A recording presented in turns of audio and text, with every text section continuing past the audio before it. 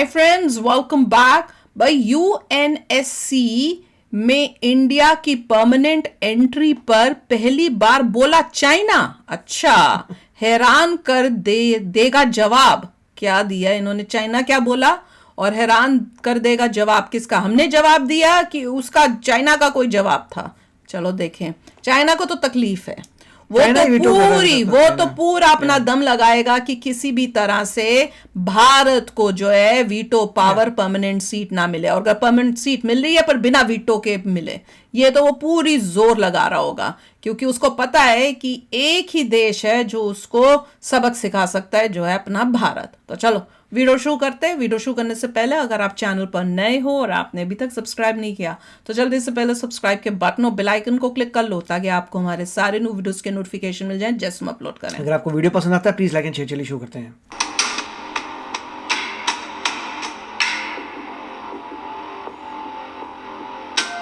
UN में भारत की स्थायी सदस्यता को लेकर भयंकर बवाल मचा है। भारत हर मोर्चे पर बार बार संयुक्त राष्ट्र में बदलावों की मांग कर रहा है, जिसे लेकर आखिरकार चीन ने भी अपनी चुप्पी तोड़ ही दी। चीन ने पहली बार संयुक्त राष्ट्र सुरक्षा परिषद में बदलावों को लेकर बयान दिया और भारत की स्थायी सदस्यता को लेकर के भी अपने विचार रखे। चीन ने संयुक्त राष्ट्र सुरक्षा परिषद में सुधारों पर पहली बार बयान दिया है।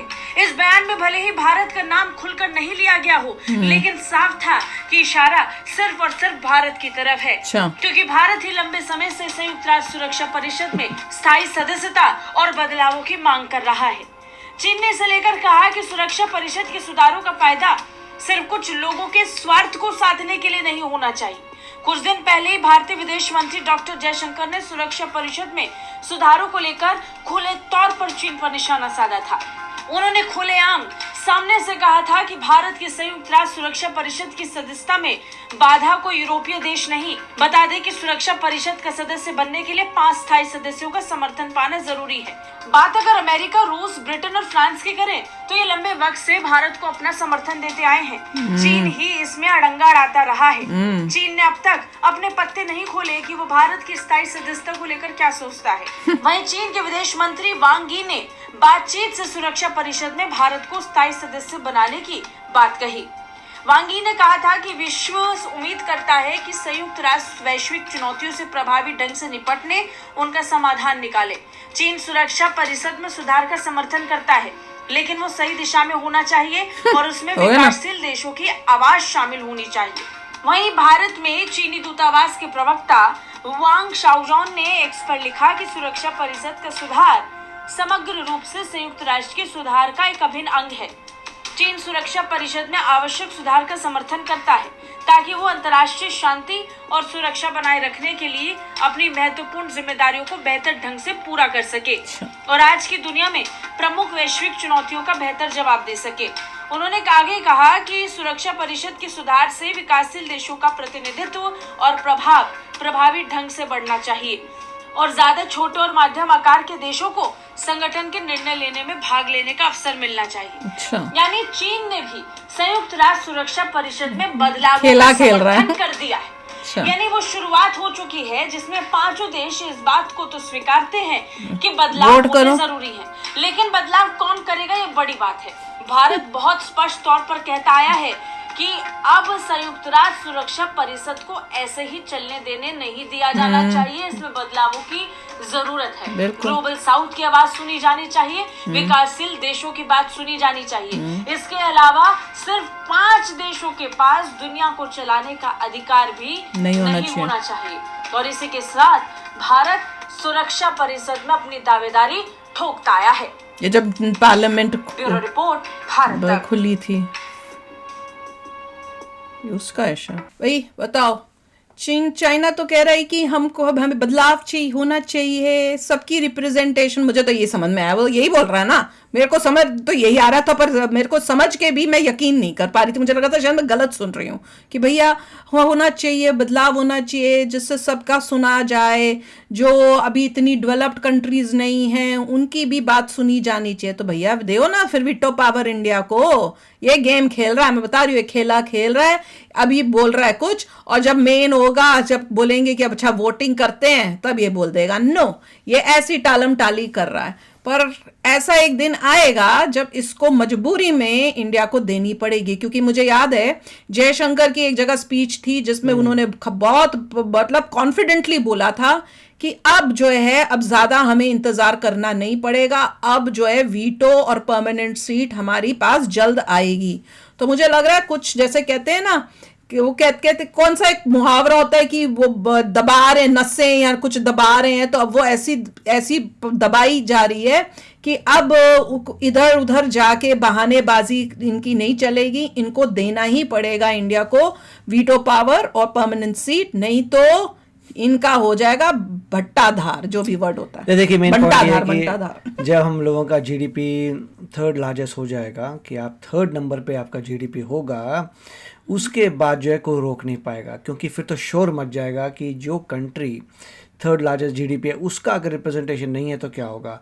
1.4 बिलियन पीपल हैं, उनका रिप्रेजेंटेशन नहीं है यूनाइटेड नेशन में, क्या होगा। मतलब सिक्योरिटी काउंसिल में अभी मोदी जी भी आराम से बैठे हैं, सब लोग बैठे हैं। अभी सिर्फ चाल ये हो रही है कि जितने भी आप पैसा देते हैं यूएन को, जितने पीस कीपिंग फोर्सेस जाते हैं उसको कम करते जाइए, कम करते जाइए, खत्म। उनको इम्पैक्ट देखने दीजिए कि अगर इंडिया इससे बाहर हो जाता है या ज़्यादा पार्टिसिपेट नहीं करता, कुछ सिक्योरिटी काउंसिल में है नहीं, हमारे को कोई बाइंडिंग नहीं है, अगर इंडिया ज़्यादा नहीं करता व्हाट विल हैपन, वो पहले इंडिया दिखा रहा है कि अगर हम कम कर दें तो तुम्हारा कैसे काम चलेगा, तुम ये देखो।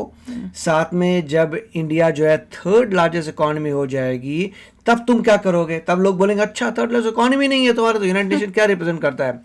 उसके बाद इंडिया इतना पावरफुल हो सकता है, इंडिया अपनी भी कोई ऑर्गेनाइजेशन शुरू कर सकता है। सारा अफ्रीकन यूनियन आपके साथ है, इतनी सारी कंट्रीज हैं, तो इंडिया बोल सकता है और यहाँ पे अटेंड करने की जरूरत ही नहीं, यूएन का कुछ भी अटेंड मत करो, और जो इंडिया के साथ अपनी उस ऑर्गेनाइजेशन को बना रहे हैं वो भी नहीं जाए, यूएन को बॉयकॉट यूएन। मतलब जैसे इंडिया ने G20 किया था, इंडिया बना सकता है G200।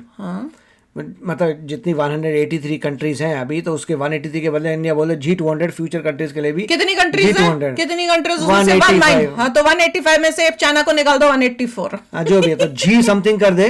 ग्रुप है जी हमारा 200 कंट्रीज का, एवरीबॉडी निकालना है, पाकिस्तान को भी निकालना है, जिसको आने आ जाए। G200 कर रहे हैं, नहीं उसमें जिसको आने आ जाए 200 स्लॉट। चाइना निकलेगा, पाकिस्तान निकलेगा, मालदीव्स निकलेगा, और जो हमारे देश के अगेंस्ट। उसमें वही है कि सबका वेलकम है, जिसको आने आ जाए, हम वहाँ पे लीडर हैं, हम अपना बना रहे हैं, तुम आओ। सब लोग भागे वहाँ पे आएंगे तब मजा आ जाएगा। मुझे लग रहा है चाइना को हो सकता है ये भी डर लग रहा हो, उसमें हम सारे 10 लीडर बना देंगे, जाओ भैया यूएनएससी टाइप के 10 बंदे, लोग बने ओ यहाँ पे ज्यादा पावर आ रही है, यहाँ पे बेटर है, तो कुछ ना कुछ करना पड़ेगा। वही तो, ये लॉन्ग शॉट है, मगर मैं यही कह रहा हूँ कि जीडीपी जो है सबसे ज्यादा प्रेशराइज करेगा जीडीपी, क्योंकि हर बंदा यही कहेगा इतनी लार्ज इकोनॉमी को तुमने यूएनएसए में क्यों नहीं सीट दी, और सिर्फ चाइना ही बाकी है। अब चाइना जो है उसको काउंटर भी करना पड़ेगा बीच बीच में, जैसे अभी बॉर्डर में थोड़ी प्रॉब्लम्स आ रही हैं, तो जितना काउंटर करेंगे तो चाइना को भी नजर आएगा कि तो बहुत पावरफुल हो गए हैं, बेटर इनके साथ ही रहें रादर। नहीं, चाइना को भी तो डर लग रहा होगा कि भैया मैं ज्यादा पंगा लूंगा तो पूरा मेरा ट्रेड अगर इन्होंने बंद कर दिया, अभी तो हमने कुछ ही कुछ किया है, पूरा कहाँ बंद हुआ इनका ट्रेड, तो अगर पूरा कर दिया हमने ट्रेड बंद तो इनका कितना बुरा हाल होगा, इनको दिख ही रहा है। और पूरा वर्ल्ड में इनके अगेंस्ट, सारा दुनिया इनके अगेंस्ट जा रही है, सब कोशिश करें कि चाइना से मैन्युफैक्चरिंग हटा के हम कहीं और करें, तो इनको तो दिख ही रहा है कि सबसे पंगा ले रहे हैं, और इंडिया से भी ले लिया अब तो भैया खत्म, फिर तो इनकी ग्रोथ जो हो रही थी ये सब खत्म हो जाएगी। सारे अगर वर्ल्ड इनको बॉयकॉट कर दे तो ये अकेले कहाँ जी सकेंगे, ये भी तो बात सोचने वाली है, ये भी तो डर उनको खा ही रहा होगा। तो बताओ भैया क्या लगा, मिलेगा?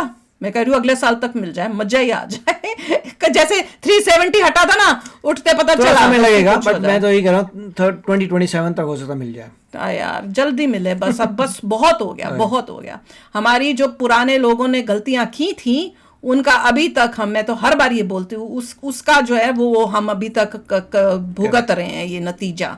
देख लो, वही चाइना में हर बार बोलती हूँ, ये वही चाइना है जिसको हमने कहा तू ले ले भाई, क्या हिंदी चीनी भाई भाई तुम ले लो, और वही अब हमारे को सबसे ज्यादा प्रॉब्लम कर रहा है, हमें अंदर आने नहीं दे रहा, भैया नहीं देना इनको वीटो, उसकी चाले चल रहा है। ये है दुनिया, ये दुनिया होती है कैस मतलब ही। चलो यार, आप भी शेयर करना अपने थॉट्स, चलते हैं, मिलेंगे नेक्स्ट वीडियो में बहुत ही जल्द। Till then take care and bye bye. तो अगर आप मेरे इस चैनल पे नए हो तो जल्दी से सब्सक्राइब के बटन को हिट करो और बेल आइकन को क्लिक करो, ताकि आपको मेरा जब नया वीडियो मैं लगाऊं आपको उसके बारे में जल्दी से पता चल जाए।